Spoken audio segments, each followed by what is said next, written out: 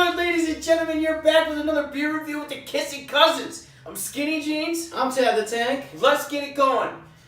We're going with the sellouts. The sellouts.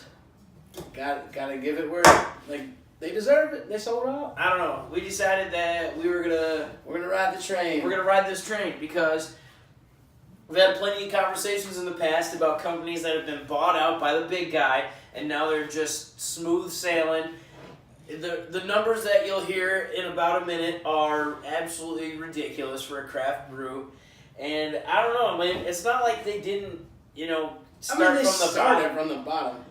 Start from the bottom down here. It's hard to say that they're sellouts because we know that we would do the same damn thing if Anheuser, which is who bought them, Anheuser-Busch. Man, I have a passion, but when you put dollar signs on something and I can coast and just basically retire, right? You gotta for sure retire, man. See, here's the thing. That's my thing. They're from Chicago, Illinois. Boo. While we're recording this, way to go Bears! We are recording this the night after their kicker missed a field goal, and then it came out that it was technically blocked because it was tipped a little bit. Whatever, doesn't matter. He failed. Fibs, man.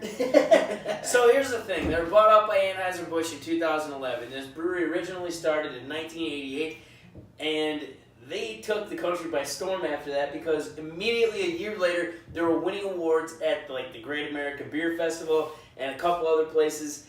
So it's not like they didn't know what the hell they were doing, which is probably why Anheuser decided we better take them off the market and put them back on our map. Yeah, get rid of that competition before it starts. So, I don't know, it's frustrating because, back in 95 when they opened up their brewery, a couple years later, it was noted that they were pumping out 50,000 barrels a year, which is still a lot. It's bigger than most of the ones we've talked about. For that era, though? Especially in our hometown, I think the big ones are 30. Yeah. That's a lot. So, then they got bought out by Anheuser-Busch. I mean, their packaging line, they're pumping out 500 cases an hour. They're pumping out 50 kegs every 60 minutes. They produced 600,000 barrels in 2017. 600,000. And you know how big these guys are coast to coast. Yeah. They're known. If I'm not mistaken, their beer is sold in all 50 states. Yeah, so even Hawaii. Aloha. That's a huge distribution. Right. That's why a lot of people do sell out. I understand it. I get it. It's just fun why to make fun why of would them. I make pennies when I can make hundreds of dollars? We're being petty. It's fun being petty because it's just some joke. Pretty much, but I'm gonna still call them out because it's fun. Let's ride this out. We gotta do something to wake up and be happy every morning, and if making fun of these guys for selling out is our thing. What are they for the guys at the top? Yeah, I'm not there. It is funny though because there's so many breweries out there that are vastly successful, and they still don't make a ton of money because they pump everything back in. They just love brewing beer. They're not they're profiting, and these guys did it right. They have 12,000 different owners. Seriously, they have 5 or 6 different guys that are all a part of this whole deal, and it's pretty cool, but at the same time it's annoying because Anheuser-Busch, they're kind of a bunch of they're like the D-bags of beer. Right? In my eyes, because we're craft beer guys. So the other thing they've got, we're sellouts for not being on the gravy train. Right. So this is pretty cool though. Elk Mountain Farms in northern Idaho. In northern Idaho, they have a 1,700 acres solely for their hops that they grow. Yeah. So it's pretty impressive. Yeah, there's a hop shortage. Before they're buying them up. Before they got bought out, this was only a 70-acre plot that they used for all their hops. And then once it got bought out, now it's 1,700, and they have mosaics, all sorts of stuff there that they're growing. There's 5 just in this beer. Right. Yeah. They need that many acres. Let's get into that. All right, a little bit of description. We're gonna go. It's a dry hop American pale ale, so it's not an IPA. It's an APA. Kind of like the FDA. Whenever it's regulated. It has tropical flavor profile. of pineapple, and then it's followed by some pine. So, I'm not a huge fan of pine. Like, I love pineapple. yeah, pineapple's great, Yeah. but pine is gross. If I wanted that, I'd eat a Christmas tree or drink a Christmas tree. Right. Well, I guess I'd have to blend a Christmas tree. to drink Not it, a bad idea for when you get back. I'm gonna brew pine tree. It Just put a bunch of those air fresheners in there. the car ones. Yeah. It has a sweetness from the malt, so it kind of complements the hops and stuff in it. It should. From what I smelled, it's very balanced. Okay. Like I said, there's 5 different hops: Cascade, Chinook. I'm gonna butcher this. The Haluna melon, right? Huel melon. Huel melon. I'm pretty sure that's the pronunciation. It's like a honeydew melon, basically. Google Translation has been our friend through this entire process. And then you also have the Mosaic, like we've talked about. Yep. Which is basically, Mosaic is your aroma hops. Mm-hmm. And that's where you're getting all your bold flavor, like bold smells from. Right. So, honestly, we've had stuff with Mosaics, and a couple of them came up short. Right. From off the smell profile that we get, they come up short. Right. So, But I guess that's trickery what at its they're... finest. Exactly. All the other ones, they're basically dual-purpose hops. So you got your aroma and your bittering. All right. The IBUs for this is going to be a 44, which all the alpha acids are between like 12 to 16, so pretty average for your bitterness. It is a 5.8 alcohol content, so it's a little bit lower than the last couple IPAs I think we've done. Yeah. So I think that's what they just, when you sell out, you got to go lower on your alcohol content. That's what I'm thinking. You can't have more alcohol than my beer. Whatever. Honestly, I'm looking for Bud Light, Miller Lite, all these big names come up with like IPAs and stuff. Yeah, they don't Are have they gonna anything get like on that. it? You know, like. Do they need to? Because I'm sure they're raking in the dough from places like They don't Goose have Island to, and but- Elysian and... They don't have to, but they got their citrus and stuff. They got their orange, their limes. You know what I mean? But just come out with an IPA now. Right. Like, just do it. Just jump on the board with all these craft beers. It'd be interesting. I don't know See if what that's you got. their wheelhouse or if they want to spend that much money to try and Well, wait, do that. this is their IPA. So, I guess we really didn't introduce this. This is Goose Island. So I said Chicago, Illinois. This is Old Goose Man Island Grumpy. Brewing Company, and it's the Old Man Grumpy. Pale Ale. Repeater. Old Man Grumpy. Old Man Grumpy. This beer, You hopefully... make me grumpy. This beer is probably going to remind me of my uncle. I don't think he ever gets this far into these videos, so he's never going to know I'm talking about him. He's not a craft beer connoisseur. No, not at all. He's your Bush Latte guy. Bush latte, Bud latte. So, I think we hop right into our review of this one. Yep, appearance, smell, mouthfeel, taste, overall, let's hit it. Appearance. IPA, it's a little lighter than I would have thought. It is a haze though. Yeah, I am gonna give this. Which that's exactly what this is, isn't it? You're gonna have a haze from dry hopping, Okay. and if I'm mistaken, it said it was an unfiltered. So Oh, so that makes sense. You did mention Yeah. that before. yeah, it's an Just unfiltered. roll it around, you can make it look like there's a Yeah. tornado. in here. So unfiltered just means basically they rack it, Mhm. keep racking it until it's clear. All right. They don't really run it through like I have a system of mine. It's not recommended, but if you want that clear beer, water filter it, and it comes out that golden color. It's not highly recommended. I mean, the beer I did it to tasted pretty good. So Alrighty.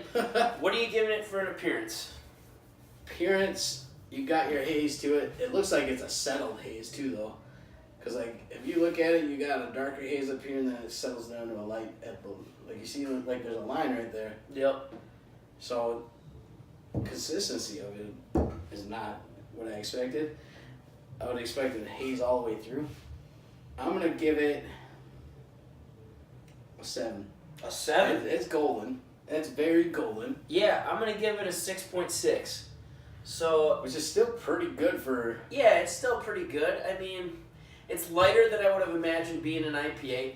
definitely tell by the unfilteredness. I mean, it just kind of, I don't know how to describe it. It almost looks It's like weird. Yeah, It's definitely. I wish I could see that on camera. I doubt they will, but there's a line where the haze. right. It's like an settles, old you know? rising. Yeah, it's a rising haze. So Maybe that's what they were going for. You're giving it a 7? This old grumpy man out of bed in sunrise. I'm giving it a 6.6. Now to the smell. Smell? Smells really good. I smell all the fruitiness from that mosaics. Like Yep. You get your tropics and your citrus. And this is where we're not fooled anymore. I don't smell as much pine because there's No. 3 of these hops have like a piney scent to it, and I don't smell the. I think the tropical is very overbearing. So this is where we're gonna get straight. I think it's gonna be the tropic smell, but it's gonna be piney taste. Yeah. Which I don't want. Well, let's get into that. So, mouthfeel and taste.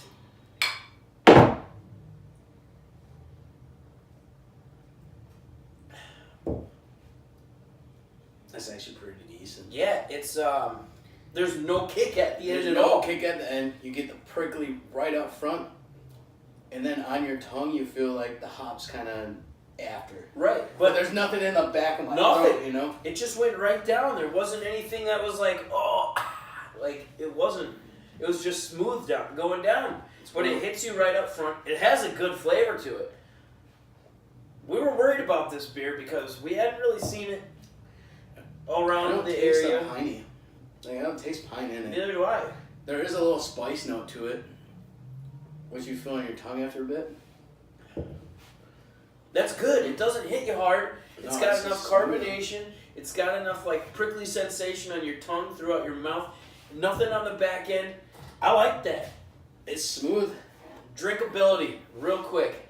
I would say if you're going to get somebody into an IPA, maybe the tropical flavor helps it a bit. I think this is a good one. For a starter, yeah. The only other IPA I would recommend is like the very first IPA. Sierra Nevada. No. Hell no. That would be a horrible starter IPA.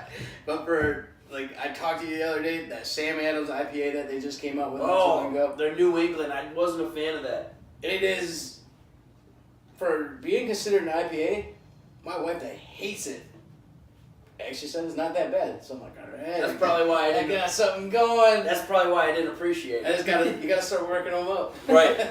Hey, that's a starting point. I'm impressed with that. So mouthfeel, I'm really impressed with this. I'm gonna give this a higher score. I'm going 8.2. I like that. It was good. I honestly expected a little bit more of the prickly, Okay. so I'm gonna do a 6.4. It's lower, but I expected just an explosion of prickliness, then a mellow. Like, Yeah. Like my tongue should still be prickling as it's going down, and then nothing in the back of my throat. Right. So, and I didn't feel that. It kind of just went mellow right away. What about Maybe taste? it's just old beer. I'm just kidding. Taste? It tastes like an IPA should. Right. It has the hoppiness and your citrusness and all your aromatics of it. You know, like it's there. So I'm gonna have to go a little bit higher. I'm gonna do a 7.4. I was gonna do a 6.9. So this is like, actually it's an average beer then, like from what we're coming up with. Yeah. Overall, I think I gotta get it a 7. Yeah, I was gonna do the same thing. A solid 7 is where Yeah. I'm gonna stand with it. And we already did our drinkability, so. Ooh, making a mess here. Trying to swirl it around because there's some weird stuff. I mean, you swirl it around and like everything is just it's real goofy. It's kind of cool. Like you see the carbonation in it, and That's head, like, the power of unfiltering. yeah, right. All right, well, I'm giving it a 7. You said a 7. Yeah, All right, but for this company, I expect more. giving you guys a 0. No, Quit selling out. no. For this company, like you should expect a lot coming from All right. somebody that has a. They have the best of the best behind it. Right. The best of the best, Like apparently. that research and development. Should. It should be shutting people down with the quickness. Like, this should be a Absolutely. #1 IPA on the market. Right. Which it is. But that's distribution. All right, so this has been the old man grumpy, I should say. God, that's. It's just worded weird. Yeah. It's the grumpy old man. Grumpy old man. All right, so this is the Old Man Grumpy by Goose Island.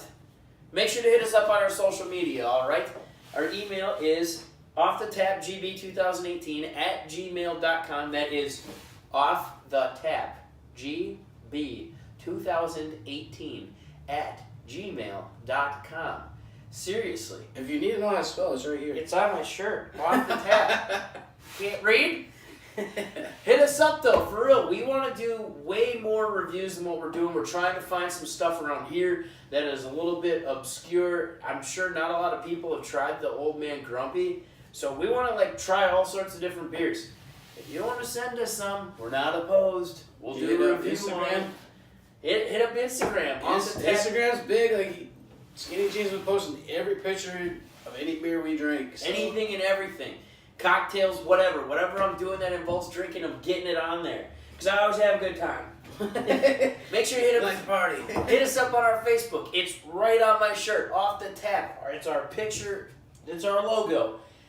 Follow us on there. We're posting articles all the time. We're trying to get people involved. We want your opinions. So that being said, it's the Old Man Grumpy. This is Goose Island Brewing Company. Owned by Anheuser-Busch. See, throw that out there? Yeah. That's about all we got. Yep. Make sure to have a good weekend and keep her tuned. I'm Skinny Jeans. I'm Tad the Tank. This is Off the Tap.